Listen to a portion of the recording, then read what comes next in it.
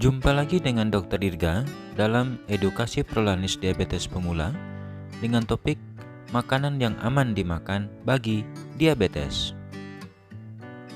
Pada diabetes pemula, sering kebingungan apa saja yang bisa dimakan sehari-hari agar gula tetap terkendali. Dengan harapan, perut tidak rasa lapar, bisa makan seperti biasa, namun gula darah tidak tinggi. Tetap dalam rentang target terkendali, yaitu kurang dari 180 gula darah sewaktu dan kurang dari 140 saat gula darah puasa. Karena bertahan dalam rentang target itulah A1C akan tetap di bawah 7% dan hanya dalam kondisi itulah relatif terhindar dari resiko komplikasi berat diabetes. Jadi, apa saja yang perlu diperhatikan? Pertama, frekuensi makan. Tentukan frekuensi makan, lakukan seperti kebiasaan sehari-hari, apa terbiasa 2 kali makan sehari atau 3 kali makan setiap harinya. Yang penting berkesinambungan, frekuensi makan yang sama dan konsisten dilakukan setiap hari. Artinya, jangan hari ini makan sekali, besoknya 2 kali sehari, alias makan seharinya tidak pasti. Jadi, wajib hindari kebiasaan seperti itu. Bila nyaman dilakoni 3 kali sehari, pastikan tetap makan 3 kali sehari. Jangan dirubah lagi, karena bila dirubah berakibat dokter akan kesulitan dalam menentukan dosis obat dan gula darah akan naik turun saat diperiksa. Kedua, porsi makan. Porsi makan nasi putihnya dengan takaran yang selalu sama setiap kali makan. Tentu dengan takaran yang sudah ditentukan sebelumnya, sesuai berat badan atau sesuai kebutuhan. Artinya, bila gemuk, kurangi porsi makan nasinya. Bila kurus, justru perbanyak porsi makan nasi putihnya agar badan tidak tambah kurus kering. Karena tujuan mengurangi porsi makan nasi putih pada diabetes tidak semata-mata untuk menurunkan kadar gula darah, namun agar berat badan tidak tambah gemuk. Jadi, jangan berpikir mengurangi porsi makan dengan tujuan agar gula darah tidak tinggi, tapi sebenarnya tujuan mengurangi porsi makan agar berat badan tidak tambah gemuk.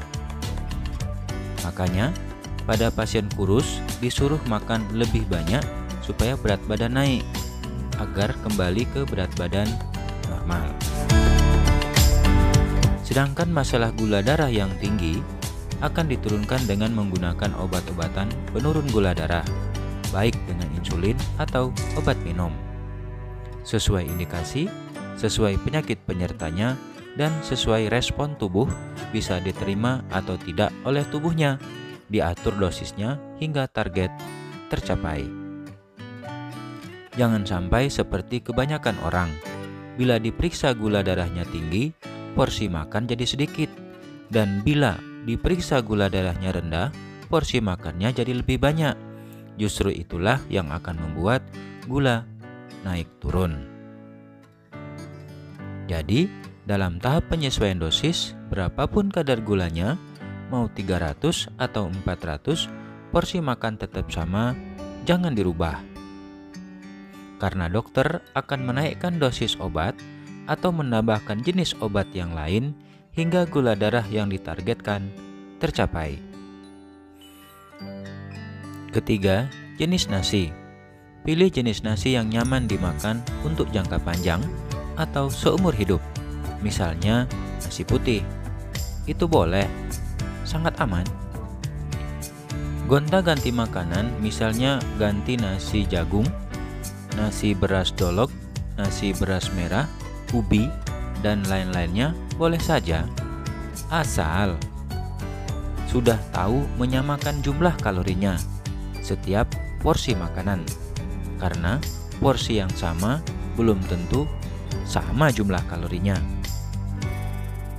Untuk menghindari gula naik turun yang tinggi setiap makan nasi yang berbeda, sebaiknya pilih nasi putih saja yang nyaman dan aman di lambung untuk dimakan setiap hari.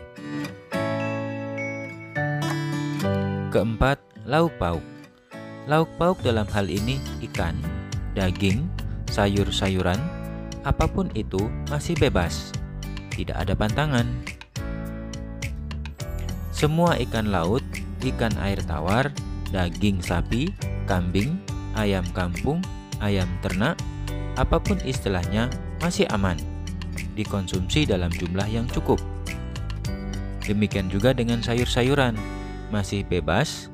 Sayur apa saja masih dapat dikonsumsi, pada diabetes sangat aman, tidak menaikkan gula darah. Dengan syarat, pastikan dalam pengolahan lauk pauk tersebut tidak ditambahkan pemanis makanan seperti gula merah, gula aren, gula putih, gula pasir, gula tebu, gula jagung, kecap, susu kental manis, madu, dan bahan-bahan pemanis lainnya. Makan daging ayam boleh nggak?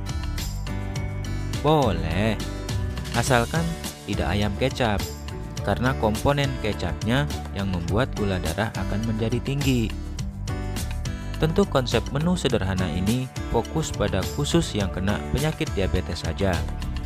Bila ada ketambahan penyakit lain, tentu ketambahan pantangan yang lainnya sesuai penyakitnya. Bagaimana dengan cemilan atau makanan tambahan? Cemilan masih boleh, tidak ada larangan selama cemilan itu dibutuhkan untuk menaikkan berat badan. Artinya, berat badannya masih kurus. Tapi, buat yang gemuk sebaiknya hindari cemilan itu agar berat badan tidak tambah gemuk. Prinsipnya, semua cemilan boleh asal bahan bakunya dalam pembuatan cemilan itu tidak ada bahan pemanis yang telah disebutkan tadi. Kenapa? Sedikit saja ada bahan pemanisnya, maka gula darah akan menjadi tinggi. Ingat, bila gula darah selalu tinggi, maka komplikasi akan semakin cepat terjadi. Cemilan atau makanan tambahan alami mudah didapat seperti pisang groho, direbus, cukup aman, tidak menaikkan gula darah secara bermakna. Sedangkan kue-kue seperti kue lapis, kue cucur, kolombeng polote, kue mentega, pisang molen, nogosari, dan banyak kue-kue lainnya yang dalam proses pembuatannya ditambahkan gula atau pemanis sebaiknya dihindari. Masalah buah-buahan, masih banyak buah-buahan yang tidak terlalu manis, masih aman dikonsumsi dalam jumlah yang cukup, seperti buah pisang, pepaya, apel, jeruk, salak, dan buah-buahan yang tidak terlalu manis lainnya, asal ingat ya, konsumsinya tidak berlebihan dan minum obat rutin sesuai anjuran. Pengalaman orang yang signifikan menaikkan gula darah seperti buah matoa, lengkeng, buah naga, dan sebagian orang minum buah kelapa muda pun ada yang gula darahnya jadi tinggi. Tentu hal ini bisa saja berbeda masing-masing orang, tergantung seberapa berat kerusakan sel beta pankreasnya. Banyak yang bertanya, kalau buah ini, buah itu bisa dimakan tidak?